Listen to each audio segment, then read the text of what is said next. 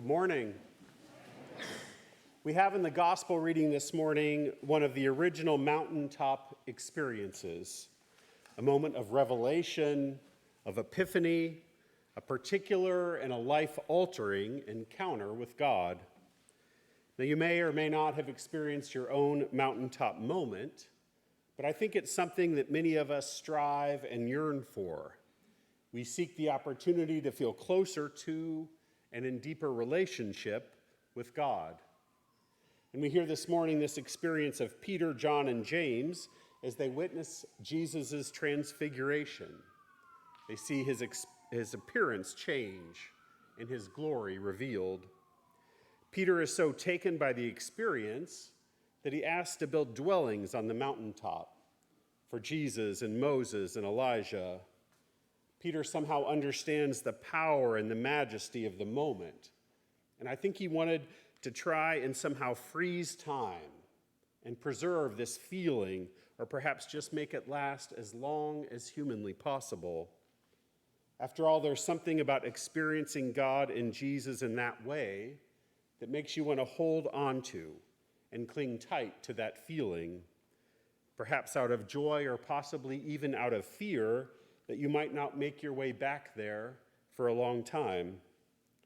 And I think that's one of the problems with our understanding of mountaintop experiences and our striving for them. It defines the holy and the divine as something that's out of the ordinary and removed from our ordinary experience. We can begin to think that we have to go somewhere or we have to do something extraordinary to be in relationship with Christ. We think our prayer life has to be just right. The music has to be perfect. We can't have any distractions or things that break our thoughts. Pick your excuse, whatever it might be. But like Peter, we can think these encounters are fleeting and fragile and tenuous. So we must protect them at all costs, defend them when they happen. And by doing this, our spiritual life can start to sound like a trip across the desert, with long stretches of drought and barren wasteland, then interrupted every now and then by a stop at an oasis to drink from the well and to be refreshed and refueled. But I'd ask us to reconsider what the Transfiguration really means. We can think of the Transfiguration and mountaintop experiences as being transformational, or we can think of them as being revelatory. The trap we can fall into is that these moments are transformational, meaning they somehow change who Jesus or God is, or they change who we are. We then have to fight to hold on to that change and to keep it alive. But if we understand these moments as revelatory, then they are actually revealing what already exists and what is already true. The Transfiguration was a revelation of Jesus' glory in relationship with God and the prophets who came before. There was nothing that needed to be protected or held on to other than this new realization that came to Peter, James, and John. It reminds me of a seminary professor I had who was asked in a class, we asked him what prayer we should use to bless the holy water that's frequently kept at the entrance to a church. And his reply might sound a little cavalier, but he said to us, God already blessed the water when God created it, so what do we need to do to the water?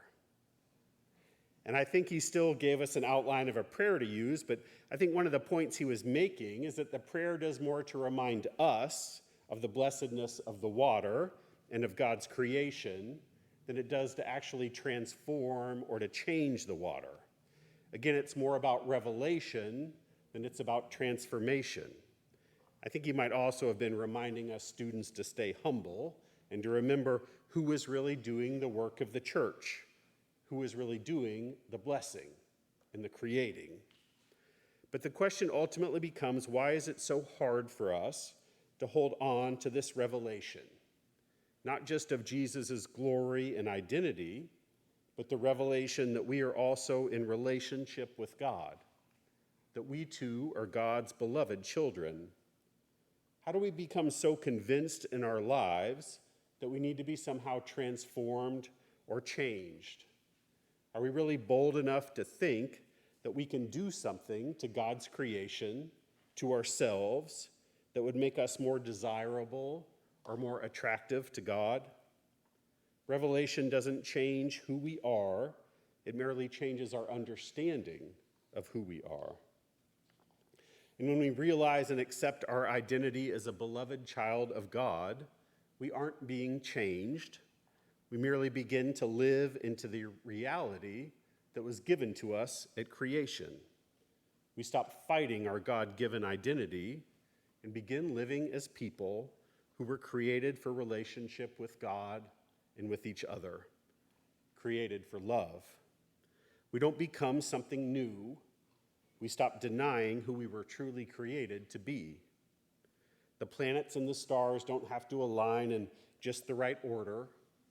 Our spiritual and our worship lives don't have to be perfect, and we don't have to find ourselves on the mountaintop under just the right conditions. We were created for relationship and for love. So remember, Jesus is God's beloved Son, full of God's majesty and divinity.